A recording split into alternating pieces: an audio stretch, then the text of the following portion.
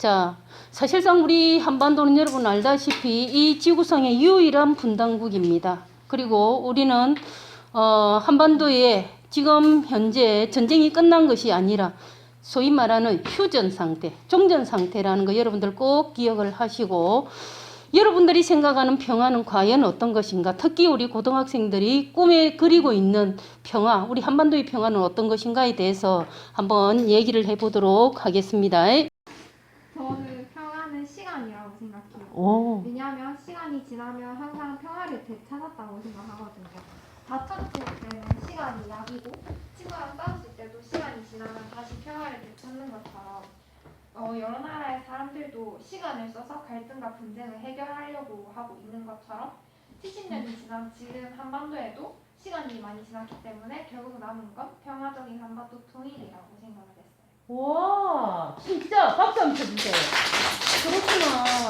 근데 생각했던 것보다 우리 지금 두 사람이 발표를 하는데 상당히 지금 제법 많이 아는 것 같은데.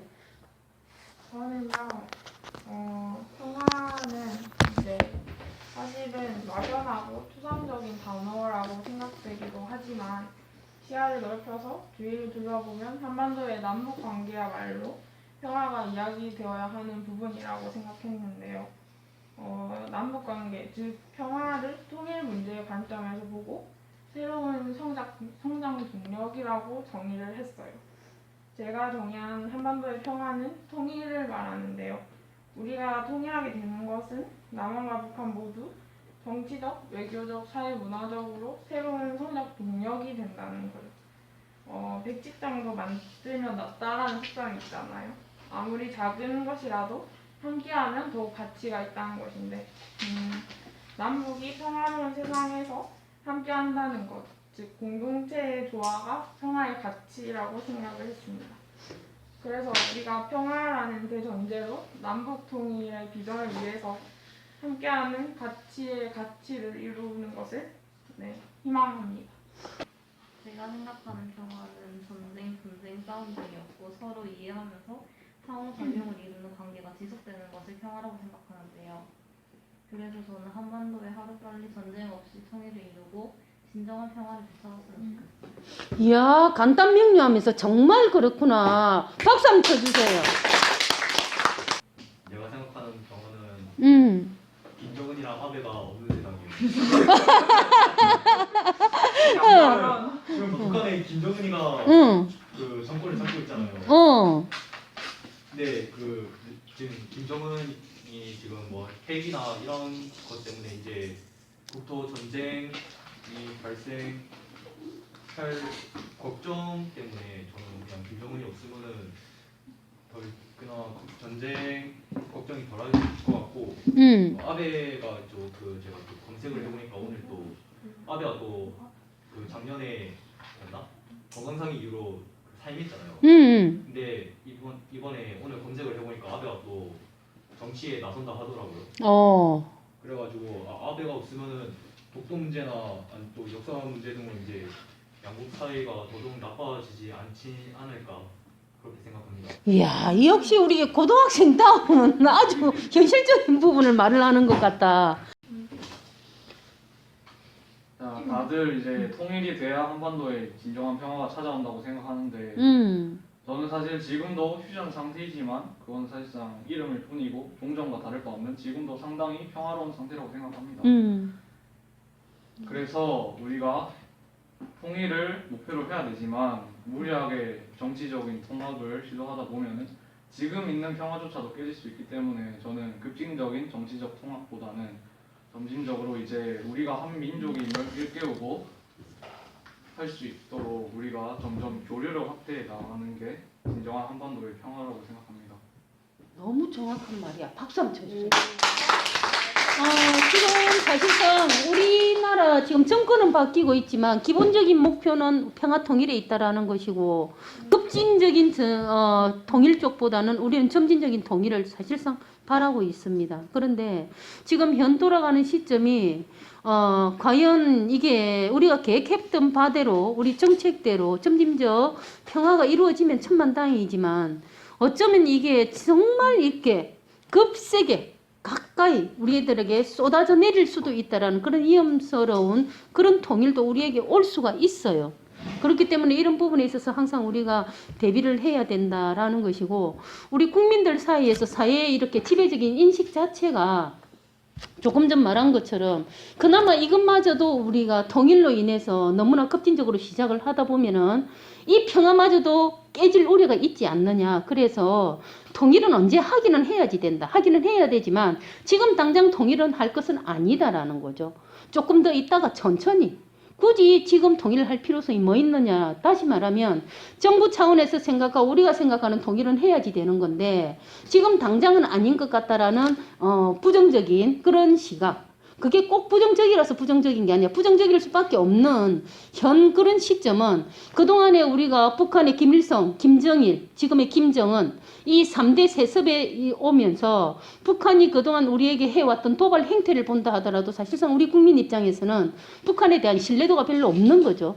그러다 보니까 굳이 지금 북한을 믿고 우리가 통일을 해야 된다라는 그런 사고 쪽보다는 통일은 하되 좀 더 천천히 우리가 하면 좋지 않겠느냐. 그 천천히라는 단어 속에 우리가 조금 전에 우리 병우가 말한 것처럼 자연스럽게 교류를 하면서 서로가 서로 간에 있어서의 신뢰를 쌓고 그렇게 차츰차츰 평화 통일을 만들어가는 그것이 옳지 않느냐라는 게 정말 옳은 생각인 것 같아요. 잘했습니다. 또 다른 생각 뭐가 있을까? 제가 생각하는 평화는 응. 진짜 말뜻 그대로 분쟁이 없는 상태를 뜻하는 것 같은데요. 현재 한반도에는 가장 큰 분쟁이라고 하면은 그냥 북한과의 전쟁이 가장 먼저 떠오르는데 이 전쟁이 끝나고 통일이 된다고 해도 곧바로 평화가 오지 않을 것 같아요. 맞아. 제가 생각하는 평화가 오려면은 통일 과정에서 또는 통일 후 일어나는 문제가 전부 해결돼야 전부 평화가 온다고 생각하거든요. 그래서 이런 문제들이 전부 해결돼야 평화가 올 것 같아요. 이야, 박수 한번 쳐주세요. 정말 한 사람 한 사람 말하는 내용들이 일리가 있는 게 뭐냐면 사실상 우리가 통일은 해야 된다라는 이런 생각 막연히 하면서도 통일하고 난 뒤 통일 후의 모습은 어떨까에 대한 걱정스러움이 없지 않아 있습니다. 통일이 되고 나면은 우리가 생각했던 것처럼 우리가 꿈꿔왔던 것처럼 정말 남북한이 하나가 되어서 우리나라가 선진국에 들어가고 그리고 우리나라의 기술력이나 자본력과 북한에 묻혀있는 무한한 그 자원을 그리고 북한의 저렴한 노동력을 활용을 하게 되면은 당연히 우리나라가 선진국 진입하는데 빨리 들어갈 수 있다라는 거죠. 그리고 또 동북아에 있어서 우리나라가 지금 현재 주변국밖에 안 되고 큰 목소리를 낼 수가 없지만 만에 하나 한반도가 통일이 된다라면 우리나라의 국력 자체는 어마어마해질 것이고 경제력도 어마어마해질 것이고 주변국이 아닌 소위 말하는 물류 중심 허브 국가로서의 큰 목소리를 낼 수 있다라는 것이 우리가 꿈꾸는 미래의 통일 한국의 모습입니다. 그랬는데 지금 우리가 생각하는 게 막연한 통일뿐만이 아니라 통일 후에 여러분 생각을 해보세요. 우리 통일 그 사례 모델 중에서 가장 좋은 국가가 어디였나요? 독일이죠. 독일 같은 경우는 통일을 하기 이전에 벌써 20년 전부터서 정부와 정부 간에 있어서 교류가 이루어졌었습니다. 통일을 하기 위해서. 정부와 정부 차원에서 준비를 해왔었고 지금 우리나라는 북한에 지금 관광을 가는 것도 못 가죠. 북한에서 차단시켰기 때문에. 그러나 동독과 서독에 있어서는 이동이 가능했었어요. 그것도 20년이란 기간에 동안서 정부 간에 있어서 교류도 했었고 그 다음에 국민 간에 있어서 이동도 했었고 이런 것을 통해서 했음에도 불구하고 통일하는데 건 20년이란 세월이 흘렀었고 통일을 1989년 철의 장벽이라 불리우는 베를린 장벽이 무너지고 1990년 통일을 했단 말입니다. 통일한 지 벌써 25년이 다 돼가요. 그러는 가운데 그나마 지금 현재 이제 유럽에서 중심국가로 부국했는데 우리나라 같은 경우는 지금 70 몇 년째입니까? 분단된 지가 1945년 우리가 통일되고 분단은 1950년 6.25 전쟁 발발하죠. 이미 분단되었던 것은 1948년 대한민국 정부하고 북한 체제가 다 따로 출범하면서 조선민주주의 인민공화국이 출발하면서 우리는 분단되었던 겁니다. 그러면 세월이 어느새 70년이 넘었고 지금 80년이 다 돼가는 이제 세월인데 10년이면 강산이 변한다고 하는데 번 7번이라는 세월이 지났어요. 이렇게 지났어도 어떻게 보면 조금 좋아지는가 싶으면 북한이 수혜자이면서도 저가 항상 큰 소리 빵빵 치죠. 그리고 자기네들 마음대로 조금 기분 좋으면 풀어놨다가 지금 현재로서는 어떻게 보면 우리나라 정부가 지금 딸려가는 상황이야. 그렇다 보니까 지금 우리 입장에서는 통일 후에 국민들이 걱정하는 것 중에 통일 후에는 또 이 혼란스러움을 어떻게 해결할 건데 과연 독일처럼 20년이란 세월 동안이라도 우리가 안정을 찾으면 천만감사한 일이죠. 과연 그렇게 될까? 그것도 아쉬워요. 그래서 우리가 통일 후의 모습도 생각을 해가면서 통일 준비를 하는 게 참 중요합니다. 라는 기용이 말 정말 일리가 있는 말이야. 이야, 우리 고성고등학교 인문계 엘리트들 진짜 다르네. 야, 여기에 지금 요 있다, 이과 있다 얘들아. 그러니까 지금 일단은 얘들아 인문 이과의 구분이 아니라 여기에 앉아 있는 지금 여러분 한 사람 한 사람 다 사실상 우리 학교에 지금 보배들이야. 깨놓고 말해서 찐 보배들이 지금 앉아 있어. 그래서 선생님이 기분이 더 좋아. 이거는 이과 문과의 문제가 아니고 이 한반도의 문제는 우리 국민 모두의 문제입니다. 그런데 이런 시간 아니면 여러분들이 한번 생각해 볼 여가가 없잖아. 안 그래?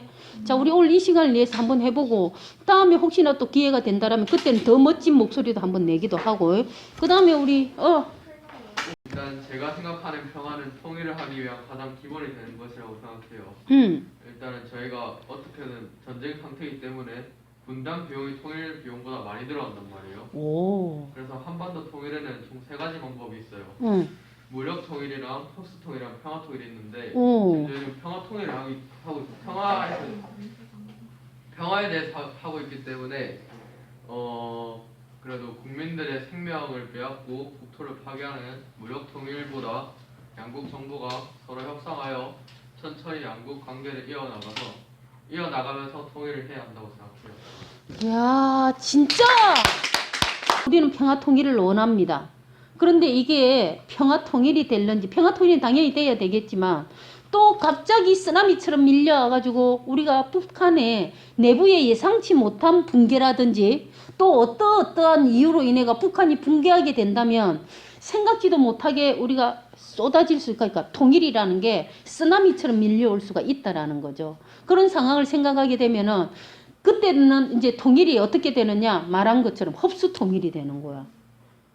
그러니까는 금방 통일의 예를 정말 잘 들었어요.